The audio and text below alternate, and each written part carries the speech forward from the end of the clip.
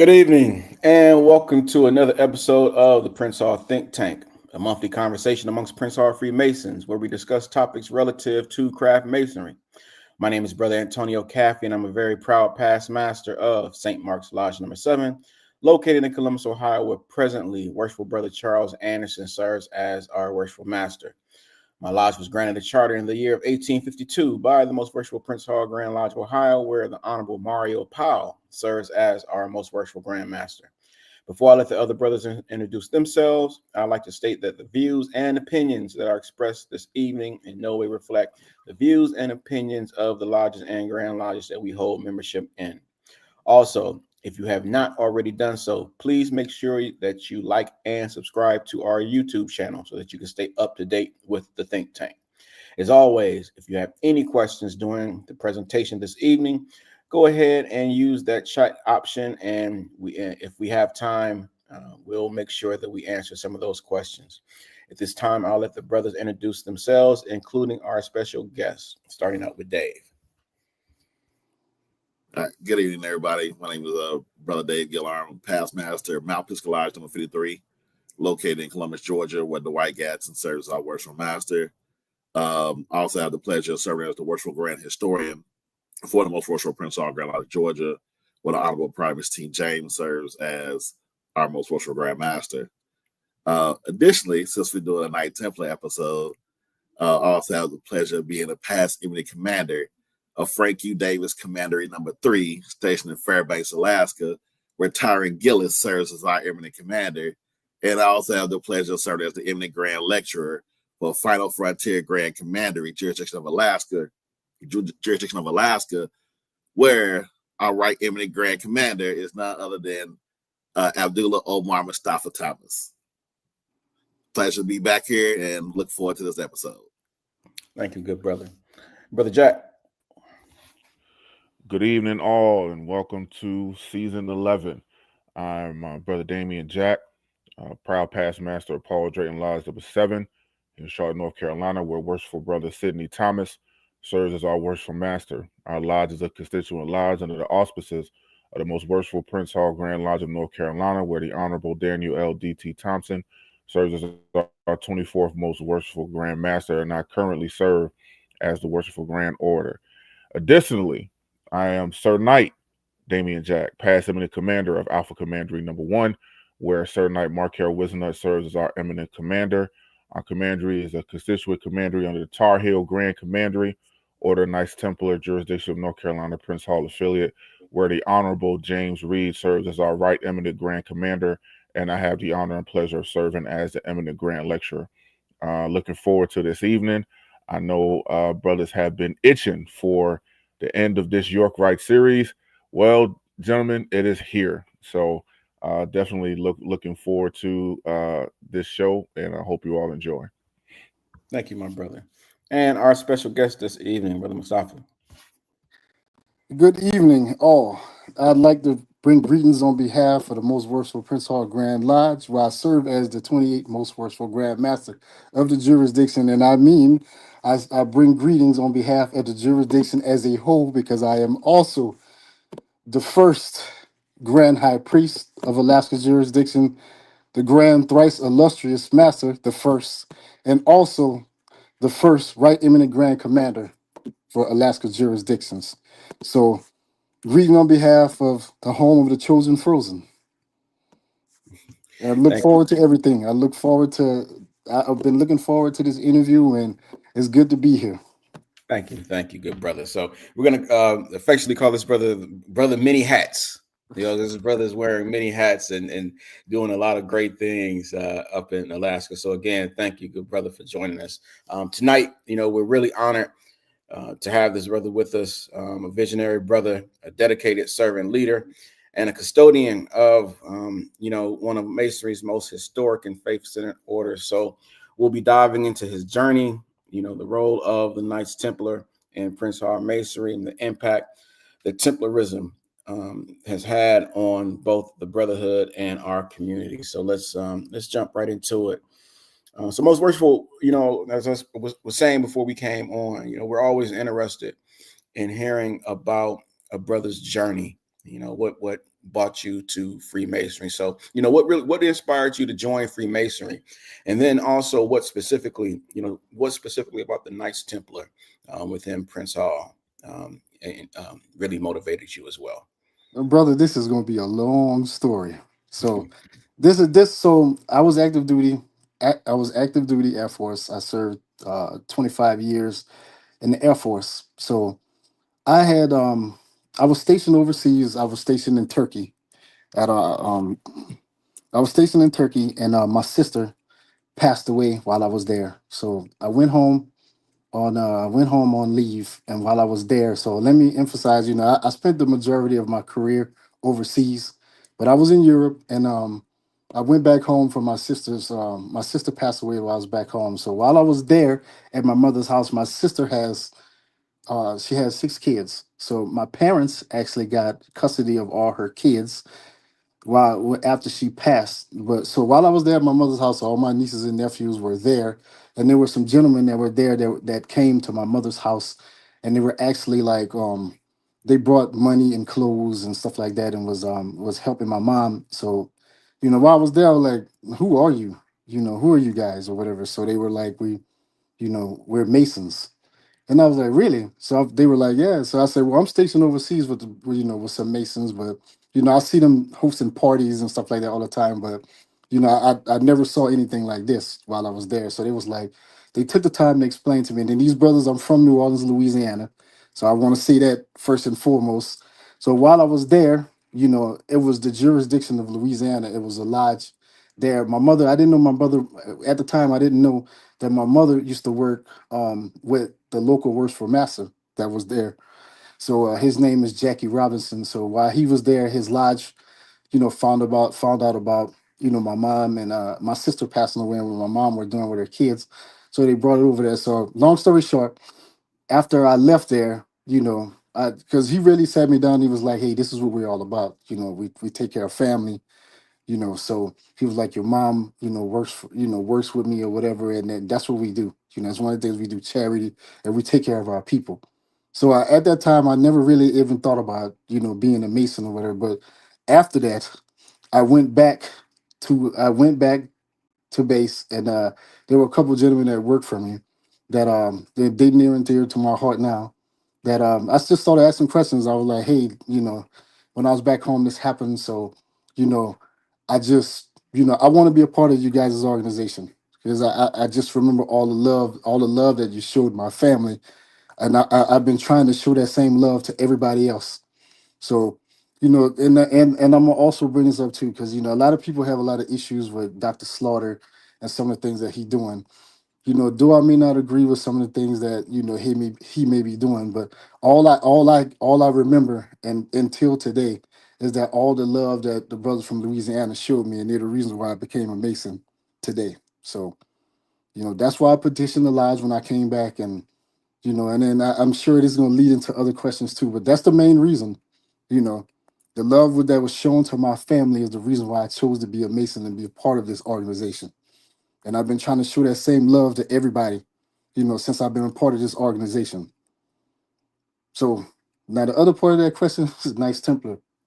So while I was there, after I became a Mason, I just started seeing, there were a couple of brothers that, they stood out to me.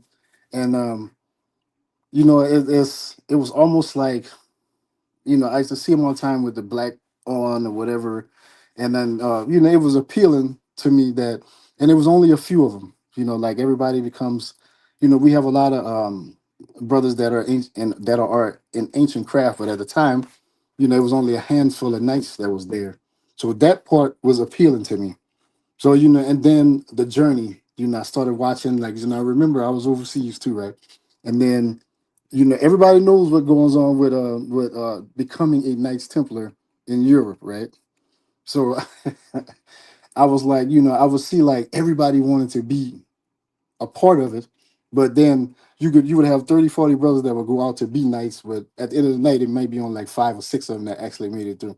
So that was the allure to me, but it became something greater, once I decided to go through it, and then what was taught to me when I was asking before, The brother that made me, Malcolm Free, is the brother that made me really love Knights Templar to the day. That really put the passion and lit the spark for me for becoming a Knights Templar. But the one thing that he told me, he was like, we are a different breed, and he was like, all the things that we are, I kind of consider us as being the protectors of Masonry. And he told me, he was like, listen, all these obligations that we have, that we take to each other, there should be somebody that enforces all that and brings it all together. So that's the reason why, I wanted to be a knight.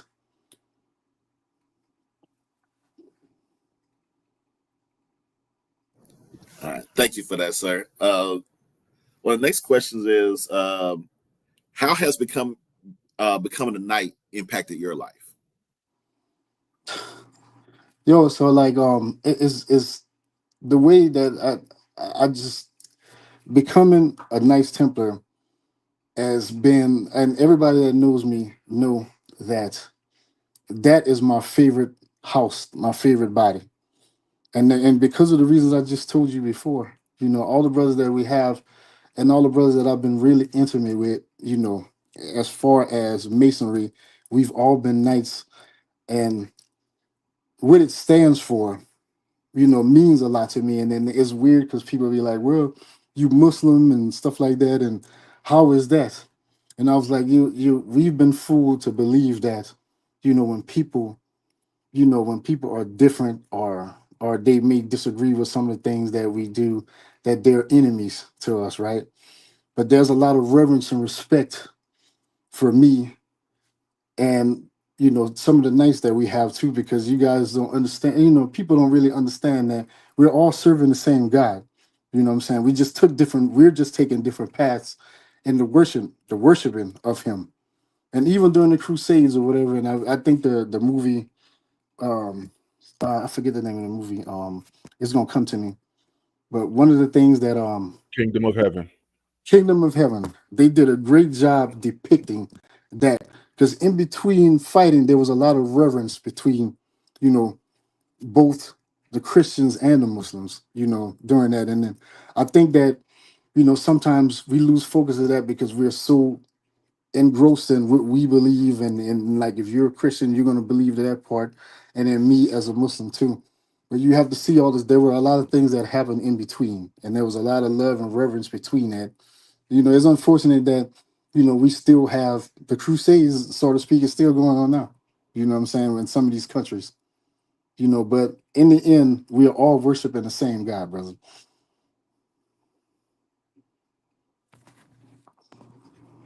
I think that was a great answer. We definitely going to circle back to the Muslim thing shortly. Um, Yeah.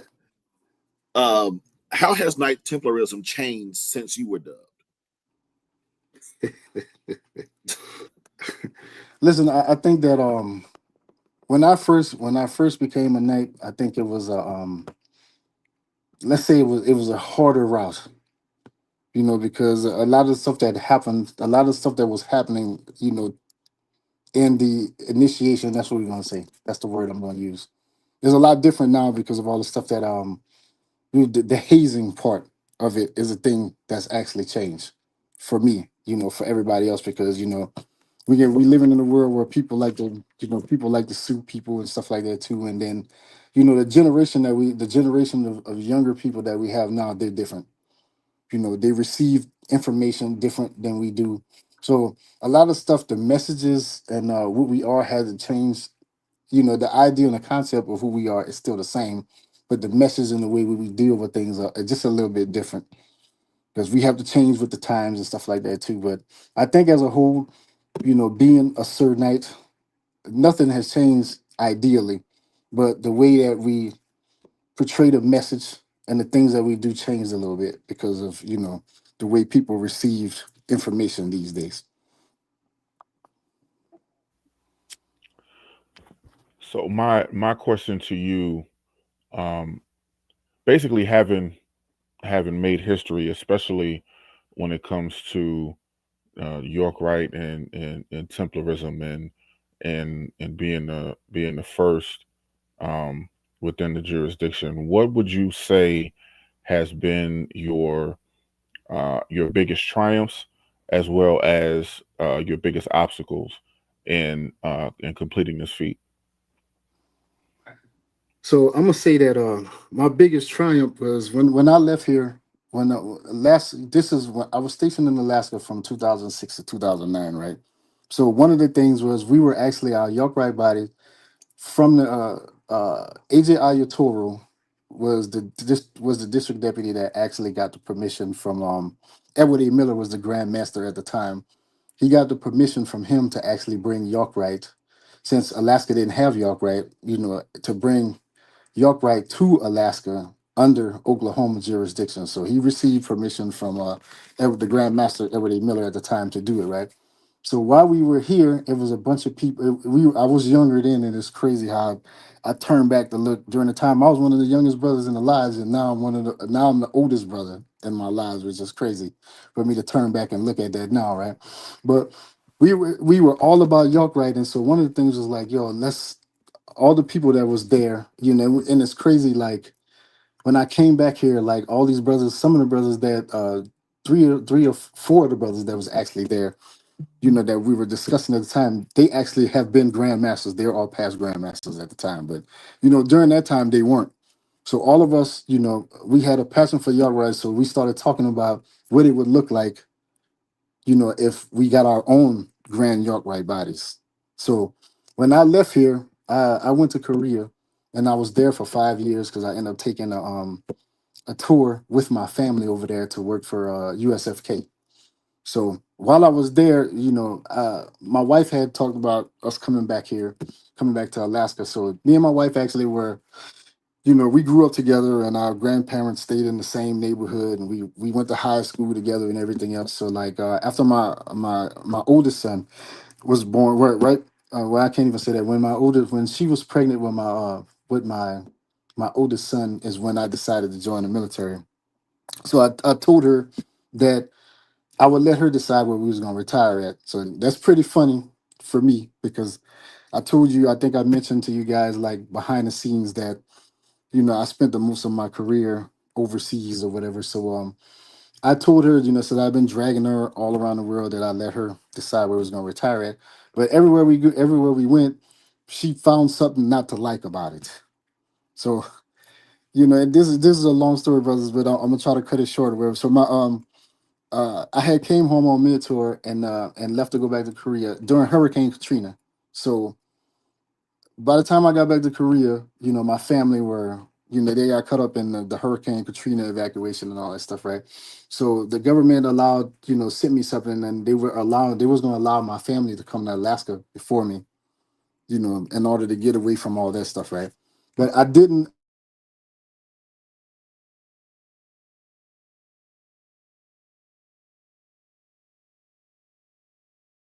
Uh, did we lose? Did we lose Brother Mustafa?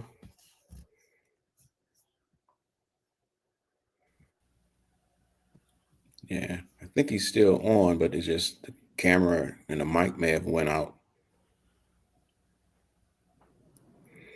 Yeah. All right, folks, bear with us for a second as we endeavor to get Most Worshipful back on.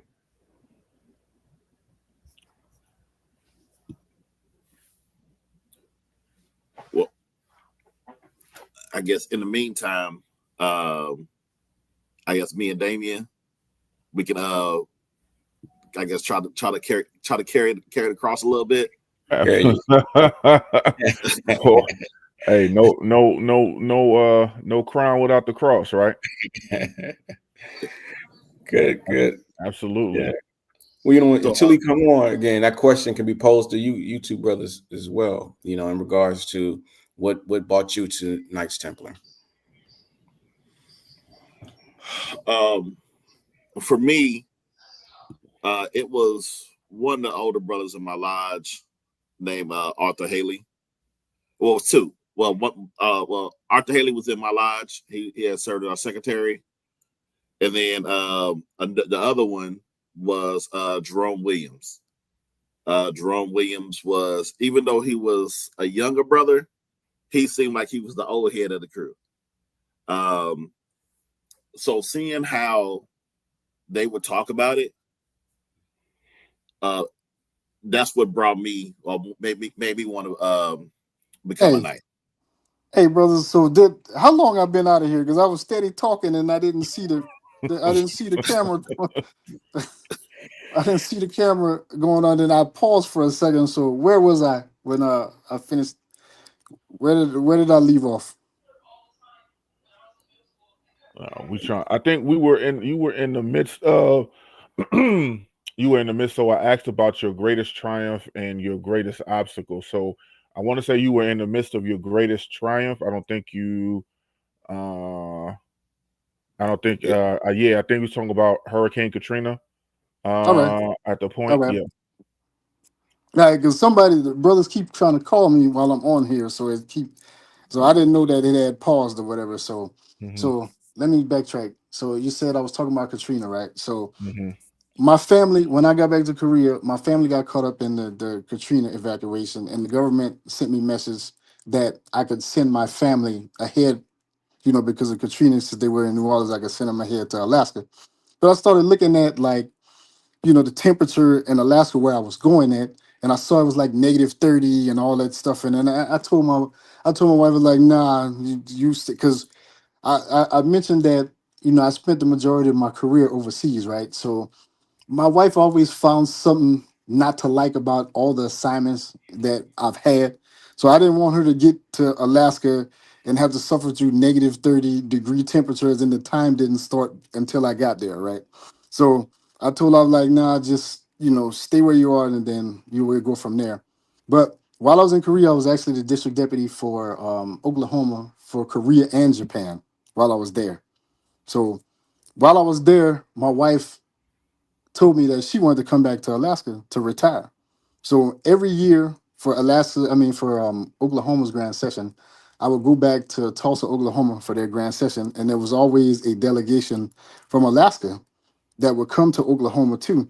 So we started having that discussion, I started telling them, they knew I was coming back there to retire. So that was the thing. So it was in stone at that point. So I was like, hey, look, I'm getting orders to come back there when this tour is over. So, let's figure out what we're doing.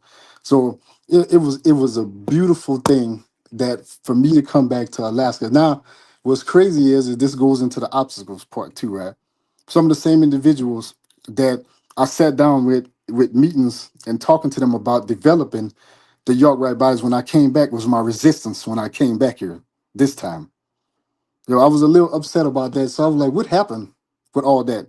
So, like I said, three of the brothers that I talked to, they had, that was a part of that. They were all grand masters, during the time when I came back, and I went through all their administration. So the thing for me, so I'm gonna tell you, I came back here to establish our grand York Rite bodies, and becoming a grand master was something that happened along the way. But it was very instrumental in what I was doing, because once I became the Grand Master, I didn't have to ask nobody's permission to do it. So when I came back here, each Grand Master that I served under, I went to them to talk about establishing the York Rite bodies, and they weren't interested in it. They were like, well, if you do all of, you can do the paperwork and, do whatever you need to do to try to establish or whatever. But I didn't really have the backing that I thought I was going to get, because like I said, before I left the last time, these were all individuals or gentlemen that were sitting in there while we discussed that, so they knew that's why I came back here. So I didn't get the support that I thought I was going to, from, a lot of the brothers that was here, when I first got back here. So I went through a few Grand Masters, you know, tenures while I was here, while I was on the staff and still trying to establish, so during them times, people didn't know that, I was actually like, doing the Constitution and bylaws and, making my connections. And I had connections with a lot of people to say, once I get started, to get everything established.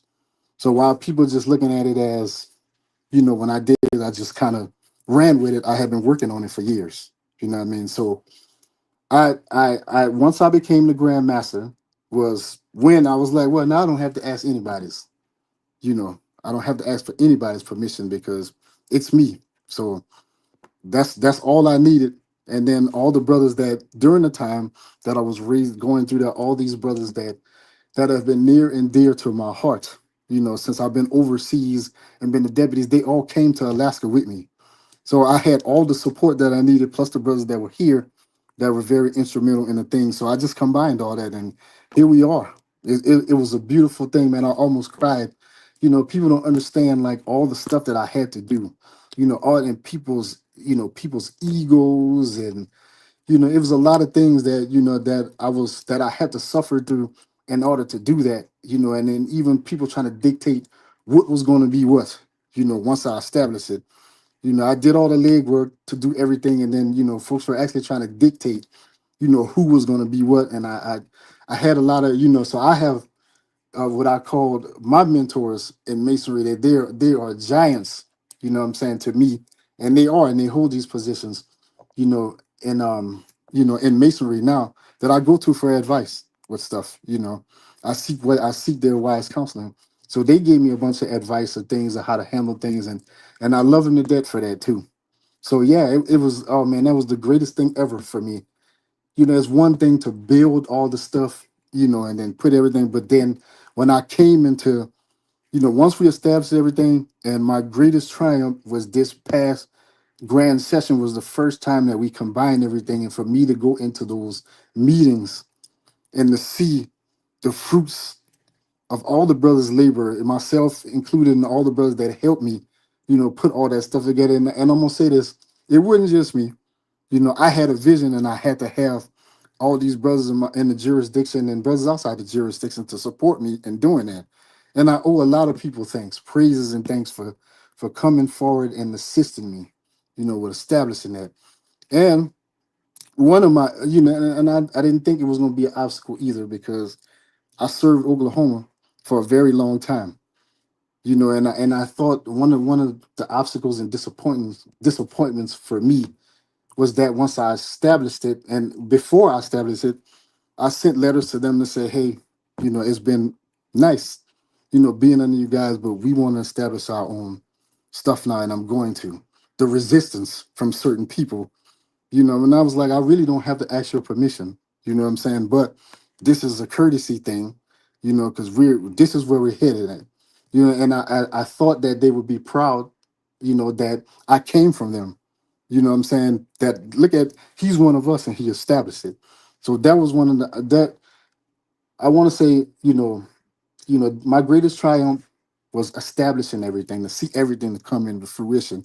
And my biggest disappointment, and or I should say obstacles, was some of the people that were impediments, or are the people that were standing in the way from us establishing, our York Rite bodies.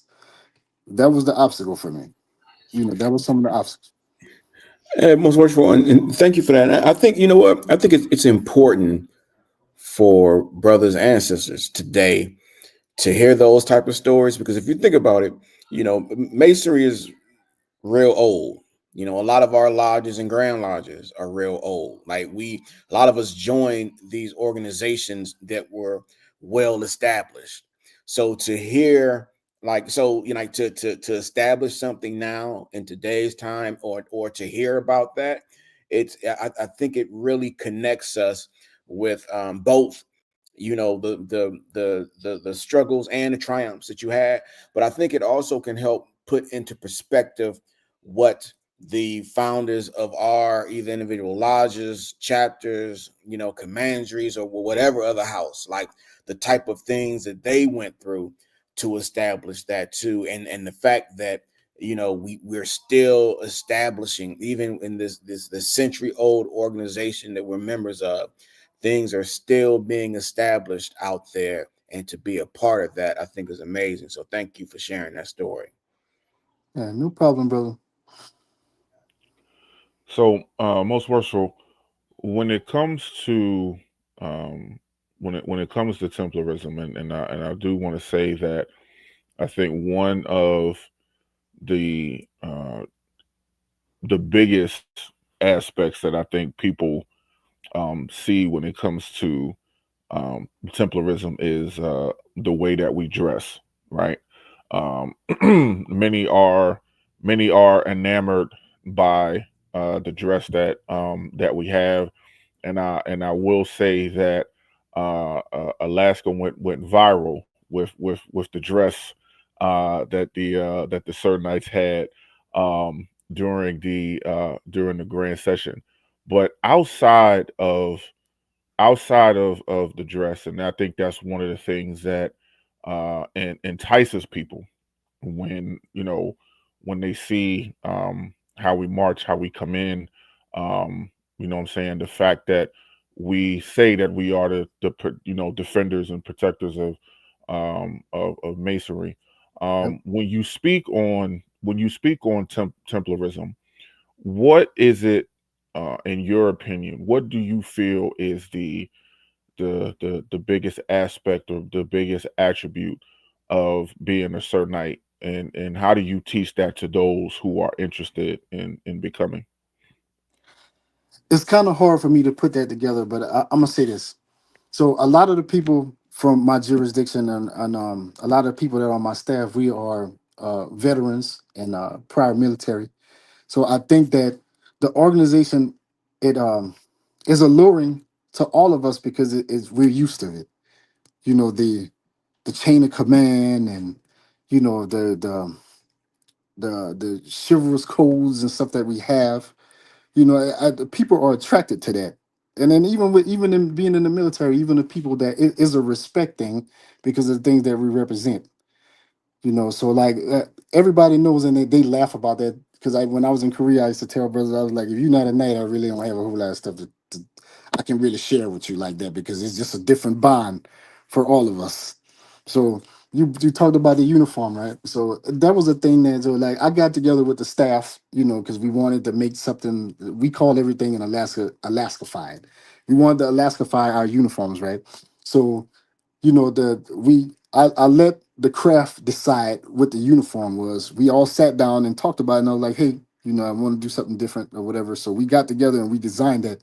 So they wanted to do the black plumes to make us stand out, and then if you pay attention to the feathers and stuff like that too. So that was actually that's actually a shout out to our native brothers and sisters here, you know. So I don't think even some of the brothers in my jurisdiction even know that either. But that was me showing respect to the brothers, the native brothers and sisters of Alaska. So Alaska is a little different, you know, in the aspect that that the natives, you know, they pretty much run Alaska.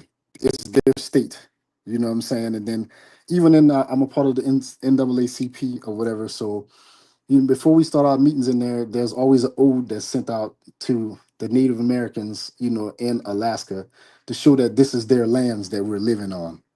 You know what I mean? So, I just, I it's kind of hard for me to put that into play and into thinking that I think here in teaching who we are is just a stronger bond because like the one thing I used to tell people with being a nice Templar, even wherever you go, right, it's almost like I want to say like we're the 5%ers, the 1%ers of masonry because there's not a whole lot of us. We have meetings. You can go to Ancient Graph, and then there may be 1,000 people in there. But the Knights, there's a reason why there's not so many of us because of the bonds that we have and then the obligations that we have to uphold our obligations. So that's the way I teach it to everybody in my jurisdiction or the people that I've been around and that really know me, as far as me being a certain night. I was like, look, this is a stronger standard, a stronger bond than the one that you had there because the things that we're supposed to be upholding. You have to be 10 times better than the average master mason because in the end you may be the one to called to defend all these things. So it's just a different bond, you know being a nice Templar than anything else for me.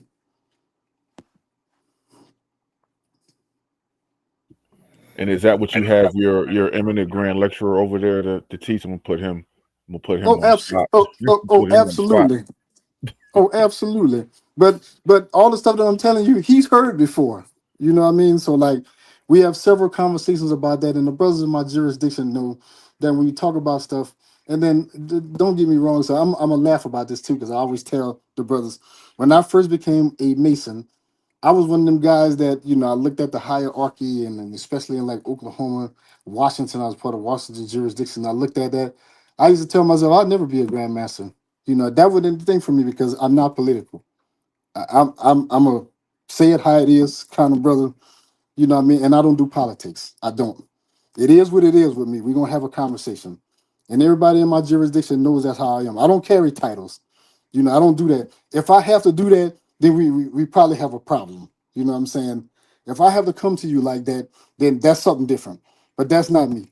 When I send people messages, no matter what I have it says Bro Mustafa when I send it to them. That's not who I am. I don't carry titles. I don't do that. And what's crazy is that like, even till the day, I love this very fact that since I have been in masonry, I have never went into a meeting and asked people to vote for me. I've never ran for any positions or anything else. I just showed up to jurisdictions. I showed up to meetings, and I was me. I just, I my thing was I had when I became a mason, right? I was in the lodge with a bunch of older brothers, and then they had this slogan. It was "We do chicken right." That was their slogan. So I used to laugh all the time 'cause I didn't really understand it at the time. But when I was getting ready to PCS from there, they all had conversations with me, and it was like, "Look, you're gonna leave here, and then the way you're traveling or whatever, you may end up in some spots where you may be in charge. You may be asked to take on some things or whatever." He said, "But that's the nature of the business, especially when you active duty and you overseas, you get there, people leave, and then you may have to fill in and stuff like that too." But it was it's been an absolute pleasure, man. You know what I mean? Sometimes, I get in my feelings when it comes to things because that's who I am, you know, about masonry, because I told you people don't understand the passion for masonry for me came from watching some brothers take care of my family. You know what I'm saying? So like I said, I've been just trying to show that same love to everybody that I've been around. So, in some cases I've been disappointed by brothers and stuff like that, but that's, you know, masonry is an ideal. I mean, as a fraternity, and the ideals we have are solid, but we all human, we all human. But yeah, and I could talk about masonry all day long because, that's who I am. But yeah, I've never had to ask anybody to vote for me or do anything else. All the way to becoming a grandmaster, I never asked for any of that stuff. I came back here, brothers nominated me for petitions and I accepted them. So even becoming a grandmaster, I never asked anybody to vote for me or anything like that. So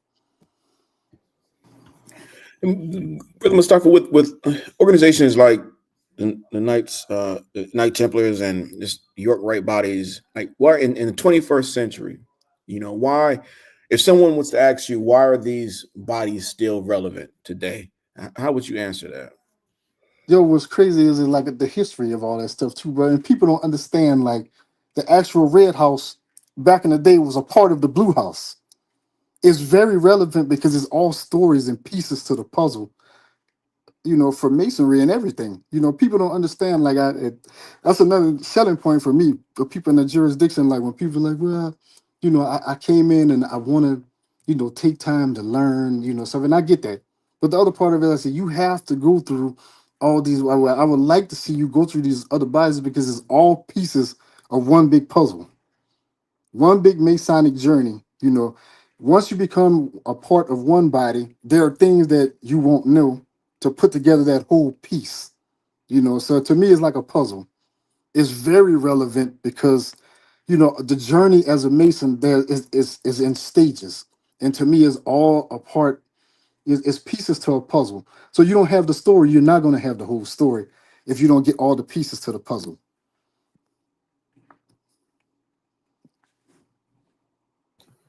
Absolutely.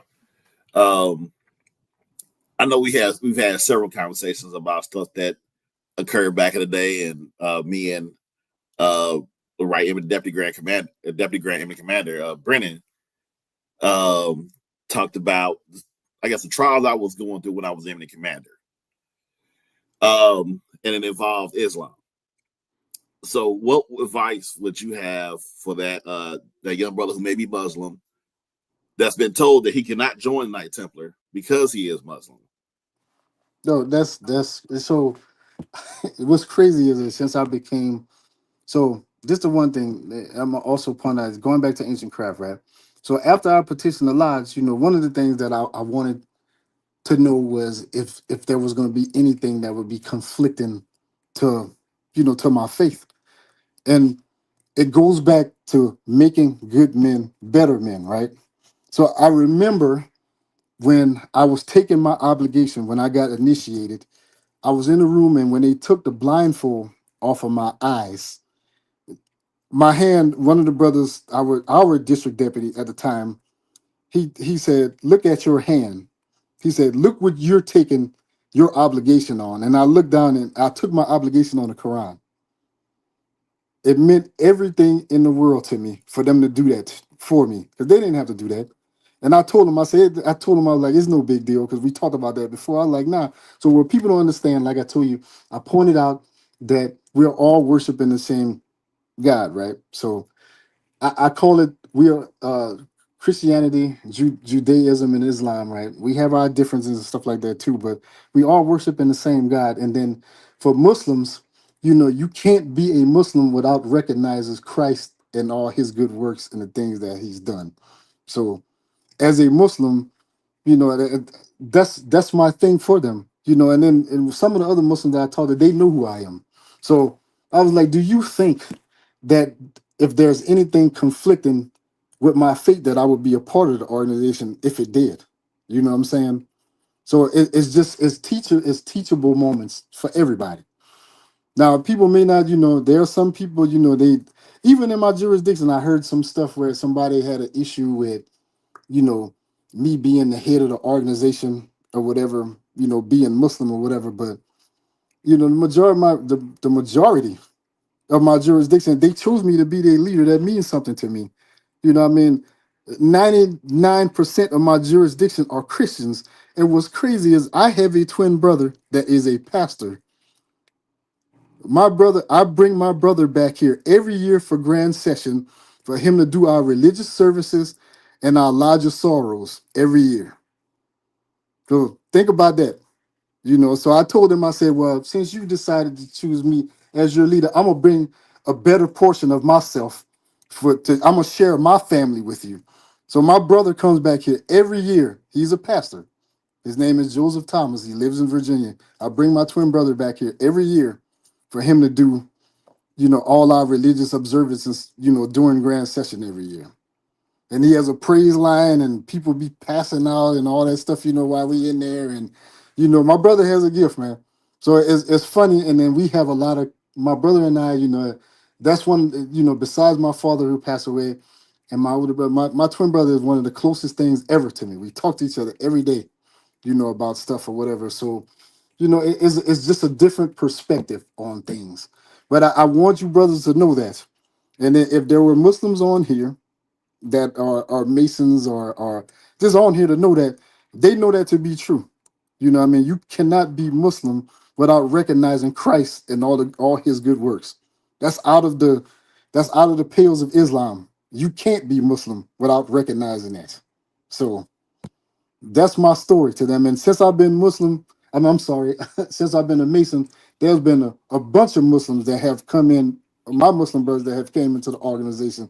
And I point that out to people too. I was like, listen, and I'm all about my people. I'm all about my people. So I always bring up, while, take the time, because there's a different pool of people that could be coming into our organization because of that, if they understood, that if we took the time to talk to them about masonry, and to just clear up some misconceptions about it. So I have no problem doing that. So, and when some, and on the other side of that too, I have Muslims that come to me, well, how can you this and other? Like, nah, brother, listen, you know me, right?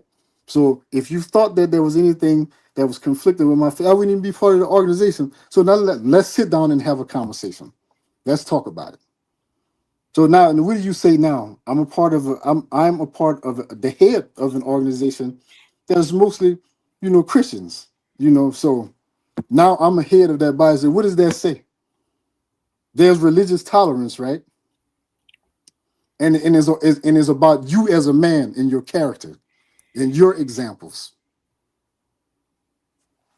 And I thank you for that. I think that's one of the biggest things that is learned within our organization when we talk about toleration, as you brought up the movie Kingdom of Heaven, one of my favorite movies, and the conversation between King Baldwin and Salahadin, Yes. and even before, um, in the midst of getting ready to go to war, and they have that conversation, you see the respect that they have for each other. And even as the king was sick, Salahadin, says he'll bring him his, physicians, and King Baldwin greets him in his language, Assalamu alaikum. So just the beautiful thing in that, and understanding um the show Nightfall that used to come on the Yes. History Channel, was taught the same thing. And it was from there that I received one of my favorite quotes that I love to use. He who discovers his own self discovers God. Um, Yes. and even when I just did, as a grand lecture for my jurisdiction, I did uh, a a lecture on the temple rule of 1129. And if those who understand that the temple rule of 1129, those were the rules and applications that were set in place for Templarism after the founding of Knights Templar. And part of that was talking about um, Muslims as knights. They had they were under a different name, but of course during the times of the Crusades, you actually, you had Muslims, or Saracens that they were called at the time, that were part of the brigade whenever they Yes. went into the foreign land. Even also having a rule, and I want to say that rule was 631. I want to say, where if you entered into another religion, as Islam, and wanted to come back, you were able to, come back. So just teaching that, as that age old conversation, goes, can you be a Muslim, and be a Templar, because of one of the things that we pledge to do, and how we do it. So I truly thank you for not only answering that question, but being one of the examples to the reason why you can be. So Hey, and I'm gonna throw a hypothetical question at you too, right? So for everybody on here, so you didn't think that during them times that there were Knights Templars that converted to Islam too, because of the things that they saw, in between. You don't think that maybe some of those brothers that converted to Islam because they thought that they might have been persecuted, coming back revealing that they converted to Islam, that they may have had ways to they may have made ways to where they could distinguish themselves from other people, from other people, and so they wouldn't be persecuted. Did you know that there was a reverence between the Knights Templars and and the Saracens, as you said, as where when they admired each other's fighting spirit, and the Muslims used to wear fezzes. So what they did to show reverence to some of the brothers, that the fallen Knights Templars, they would dip their fezzes into their blood to take on their spirit. So if all the stuff I just said to you, brothers, if you're somewhere else in Masonry, or what people consider not a part of Masonry, it should resonate to you. absolutely.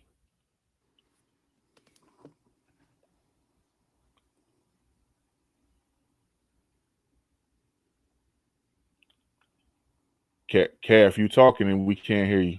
Uh,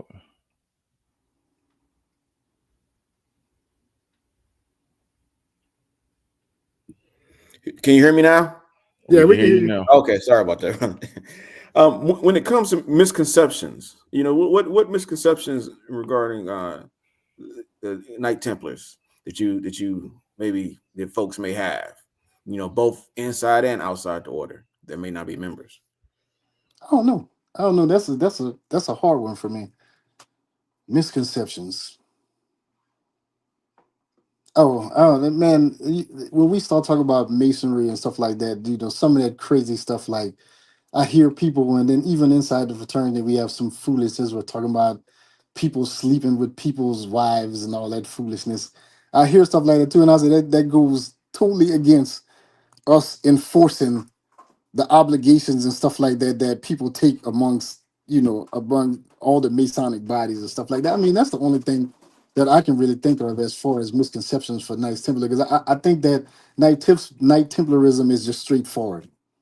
Now, if you talked about some other bodies of Masonry, yeah, I'll probably be able to spit some stuff out at you, but I don't really think that I could, oh, and maybe I ain't gonna say that either, because there's some brothers that maybe I might still be looking for some of the things I had to go through to become a knight in the first place. So I still owe them. Understood. That's we'll leave that for another show, another episode. Yeah, but it all made me love it even more better. It's like after you go through that kind of stuff, it's kind of hard to leave it alone after that. And I think earlier y'all said there was the difference between it now. I think that some of the older brothers that went through it, after going through all that stuff you went through to become a certain knight, you wasn't gonna leave that alone like that. But now, I think since we're a lighter and gentler, so to speak, that it don't really stick with people like it used to. Because like I said, after you went through all that stuff, because I'm gonna be honest with you, brothers, I had to sleep on my stomach for a month. After I went through KT when I went through. So that's a little it's a little different, watching people, even though that some of the brothers feel like, they've went through some things, and in their mind they have, and some of the things, but not as half the stuff that I went through when I became a Knights Templar back in the day. True indeed. So, if the brothers have any more questions, or do we want to go to the audience? And I saw a couple of them in there. I say we go to the audience. We got a couple good questions in the audience. Yep.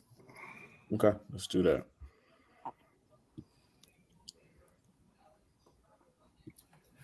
And All right. greetings to the brothers online. If you didn't get that before, greetings everybody, and thanks for being here. All right. Brandon Lewis asks, which order is favorite to the host? Red Cross, Malta, or Knight Templar, and why? I I love all of them the same, but I think that the Red Cross, if anybody that's ever been a part of any degree work that I ever been part of, they'd probably tell you that my favorite part in doing degree work is doing the Red Cross. And then Uh, and I guess it's one of them things that if you actually went through it, you'll know why.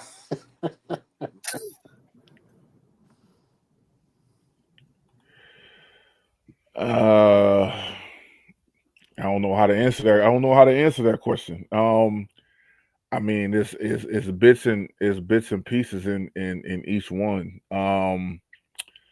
Man, because I love the conversation in Red Cross. Those who know. Uh, you know, I I love the, how can I say it? I love the story in Malta. Um, from birth to ascension, and of course, being a Templar. Um, I mean, you see what I have on my hat, so it's man, it's like Lay's potato chips, man. You can't pick just one, So there's bits and pieces of each one, but if I was forced to choose one, um, I guess I would have to choose Red Cross as well. And it's mainly because of the conversation, and what led to the conversation. And I think those who are on both sides, um, York and Scottish and have the overall story, it means a whole lot more. So, Man, you all hit the nail on the head already. If I had to just pick one, I think it will probably be Knight Templar. For what Damien has on his hat,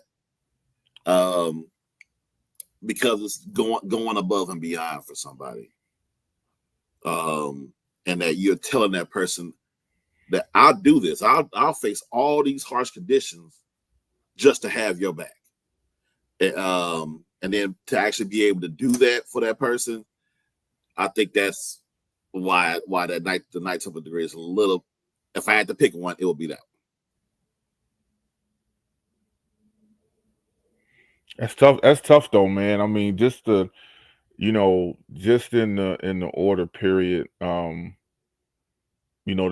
so many lessons that that is learned through each order, and understanding where we are, today, as Sir Knights, it's a different beast, being a Sir Knight, and I think when you truly understand Templarism, and that's one of the things I was dubbed in 2011, but it wasn't really until a few years later, maybe 15, 16, that I really started to understand truly what it means to be a Sir Knight, and why it should be taken seriously. And when you take that oath, um, it's like no other. So, but yeah, I love it. All right. Sister Christine Hackett asks, what's a good way of helping members understand the universalism of Templarism? Is it possible that more information about the intersection between their religion and the order promotes inner growth? I want to say, like, this is probably one of the only bodies of masonry where you can actually trace it back to actual factual history and people.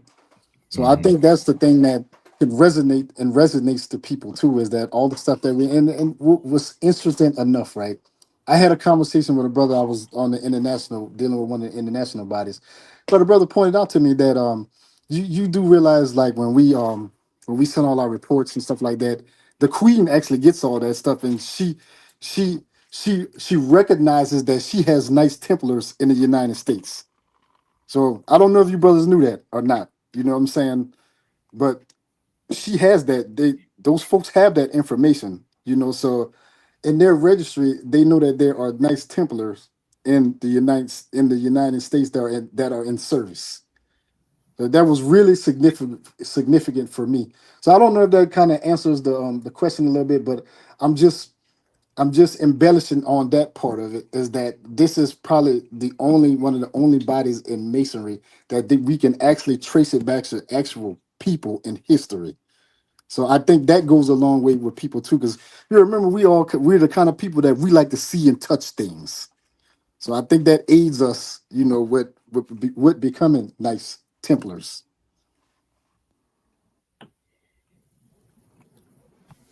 All right. The Invisible Man in Black asks, how long after becoming a Master Mason did you think about becoming a Knight Templar? Yeah, as soon as possible. That was one of the listen. That was one of the things. But then I started seeing all the casualties of war. I was like, man, But that was even more alluring to me too, to know that it was almost like a tough man thing for me. I look at it and, like, maybe 30 people go in there, and maybe two brothers came out of there to be Knights Templars. So I was like, man, what's the deal with that? I wanna be one of those people. So yeah, I just the brothers was walking around with black on, and it was only like a handful of them. And it was they was like, you have to earn this, to be a part of it. And I was like, yeah, well, I want that. So yeah, immediately is the word for me. I didn't know if I was gonna be able to deal with all that stuff when I and And I remember saying to myself, "You asked for this." You know what I'm saying? When my fortitude was being tested over and over and over again, I had to see it through. You know what I'm saying? But there was a part of me that was like, man, what did I get myself into? But then after it was all said and done, and it was like I said, it was just a handful of us. You know, it was a strong sense of accomplishment going through all that stuff and coming out the other side of it. So,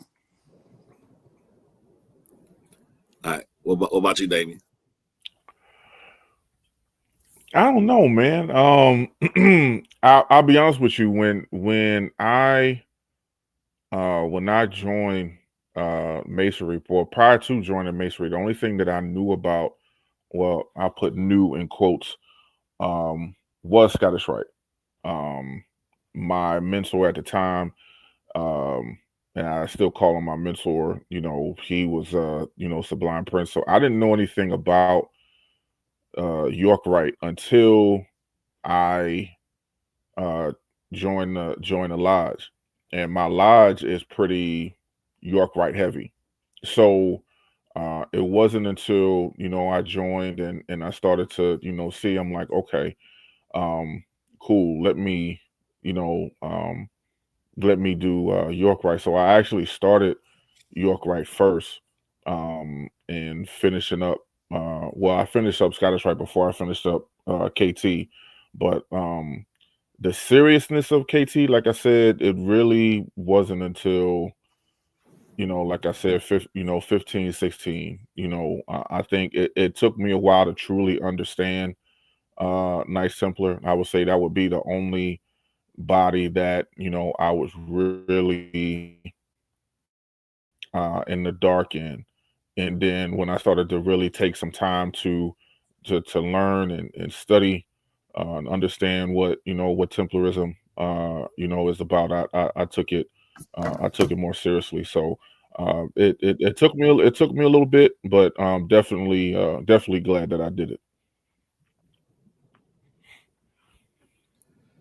Yeah.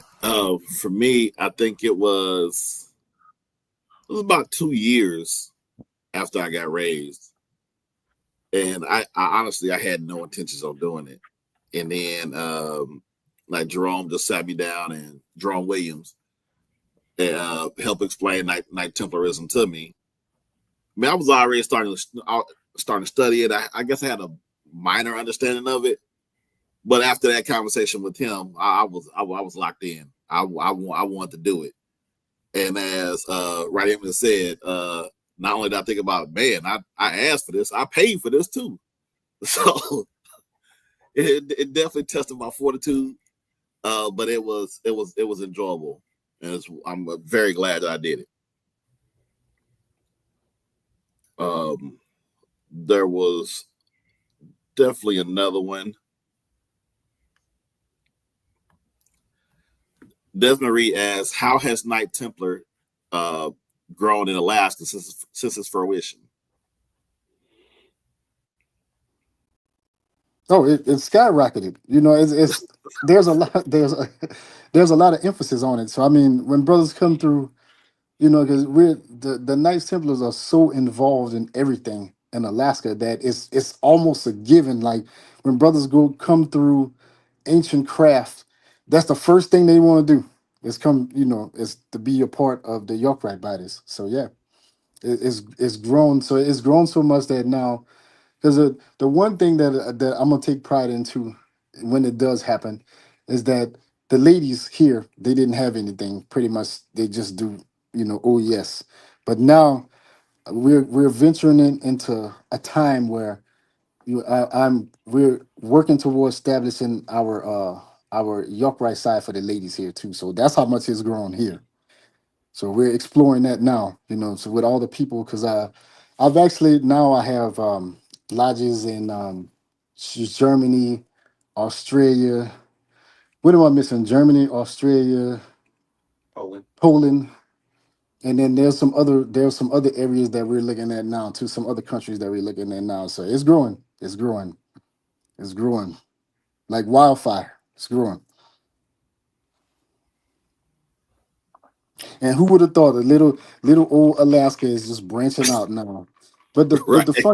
the funny part of that is people don't understand. Like, this is not the first jurisdiction that I've been a part of, and I've established relationships with a lot of brothers being in the military, and when they leave and go places, and now that they know that our bond and the friendship and the bond that I have with them, they're reaching back out to me and say, hey, brother, if you need me to do work for you, I'm here.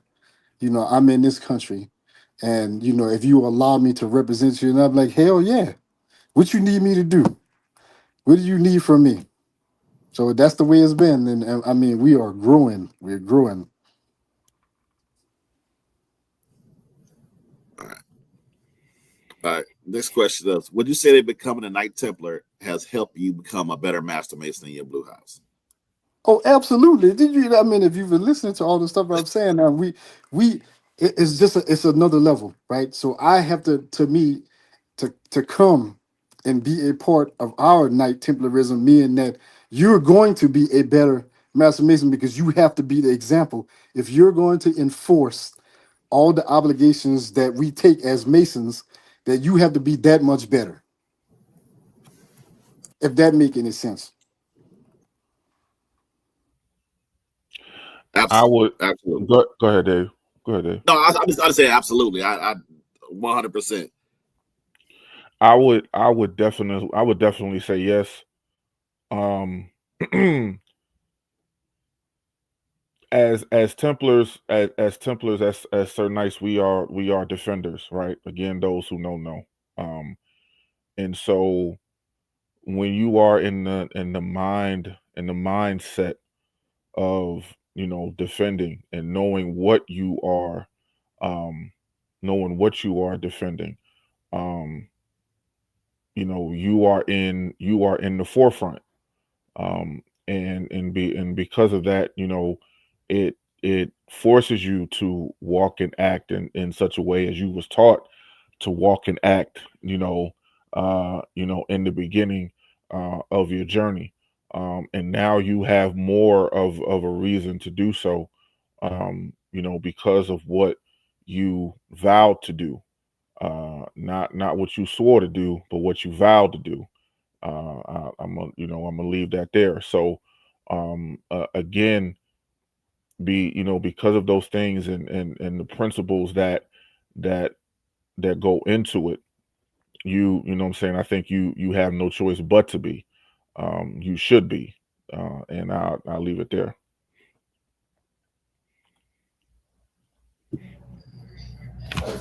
All right. All right. So as we great conversation tonight. So again, to the audience, thanks for those great questions. As we wrap up this evening, we'll go to our closing comments, starting with most worshipful Mustafa.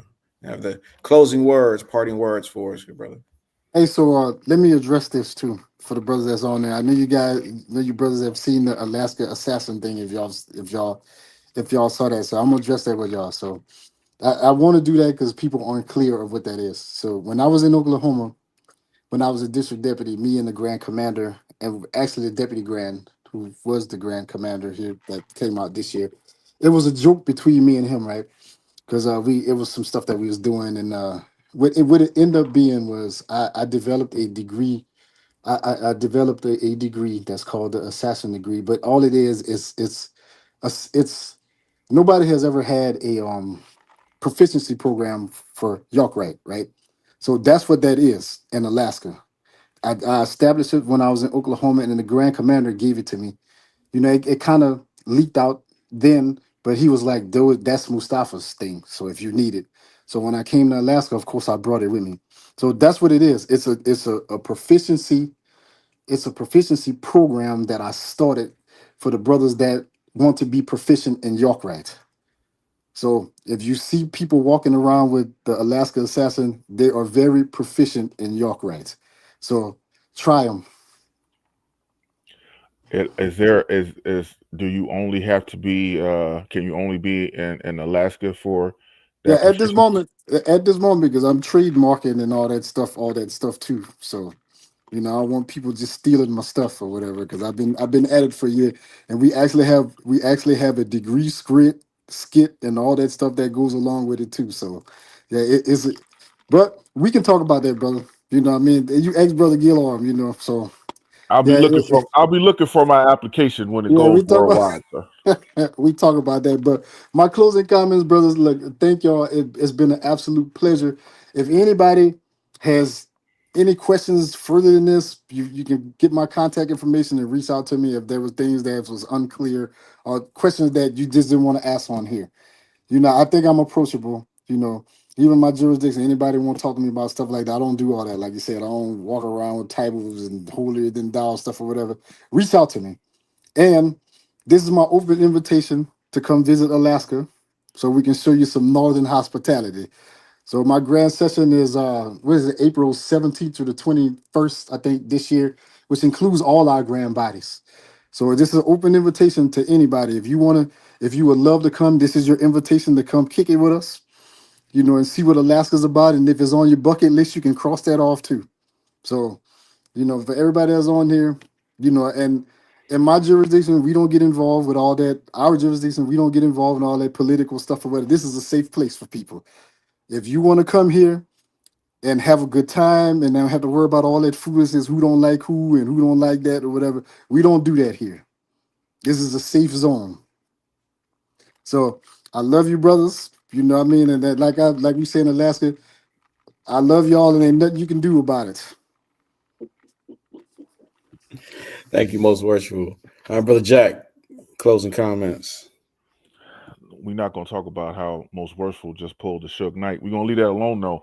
Um, um, most worshipful, thank you for coming on and gracing us with your presence. Thank you for great information, needed information. I definitely think it was needed, especially on the topics that we discussed. As always, to the audience, thank you for the greatest gift that you could ever give us, which is your time, because that's something that you cannot get back. Definitely have to give a shout out to my Grand Commandery, Tar Heel Grand Commandery. Need to give a shout out to my Sir Knights of the York Rite Country Club. You know who you are. Definitely enjoyed this opening season show. Looking forward to what season 11 brings, and to every Prince Hall Mason that is listening, to every Prince Hall Mason that will catch the recording. Be sure to celebrate tomorrow, September 29th. Remember September 29th, 1784. We're going into 241 years, if my memory serves me correctly, of when the charter for African Lodge 459 was given. So we have a reason to celebrate tomorrow. So until we meet again, thank you all for your time and looking forward to seeing you next time. Thanks, brother Gillarm. Right in it, sir. Thank you once again for coming to support us. You know, we and you been locked in since day one. And, we were in Anchorage. Matter of fact, you cooking some shrimp when I asked you about being a guest on this show. And so thank you for taking your time out to do this for us. Damien, you might want to go ahead and put in the bid paperwork. See, when you become on Final Frontier staff, you also get a ring. So when you get a ring, this was all presented by our Right Eminent Grand Commander Abdullah Omar Mustafa Thomas. So you might, if you want a ring, you might want to go ahead and put in the mid paperwork, so you can become an assassin. So for everyone else that's out there, thank you all as well for taking your time joining us on our first episode of the season. I think we got 24 more days for the Knicks home opener, so you know what time it is. And as always, we look forward to seeing you all next month. Sir, thank you for the ring presentation. But to those who know, I have a ring of my own already. But yeah, I'll add one to my collection. That's not a problem. All right, thank you, brothers. So, as we close today's episode, we definitely again want to thank and extend our deepest thanks to Most Worshipful Mustafa for just sharing your wisdom, leadership, and your vision about everything with us. Conversations like this, it really reminds us of the strength, the faith, and the purpose that's needed to continue moving Prince Hall Freemasonry and its bodies forward. So again, thank you for that. We're also grateful to you, the viewers.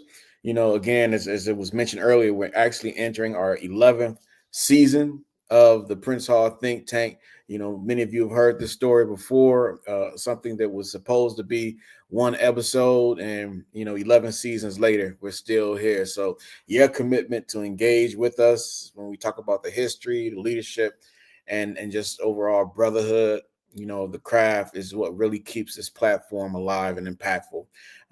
As Damien also pointed out, definitely before we go, definitely remember tomorrow's date, the 29th. As he said, it's a day that we all should hold in reverence, and it really, that date is significant because it forever secured our rightful place in the history of Freemasonry. So we stand on that foundation. We continue to build for tomorrow. So as always, thank you for joining us this evening, and let's remember to teach Masonry in our lodges. Good evening.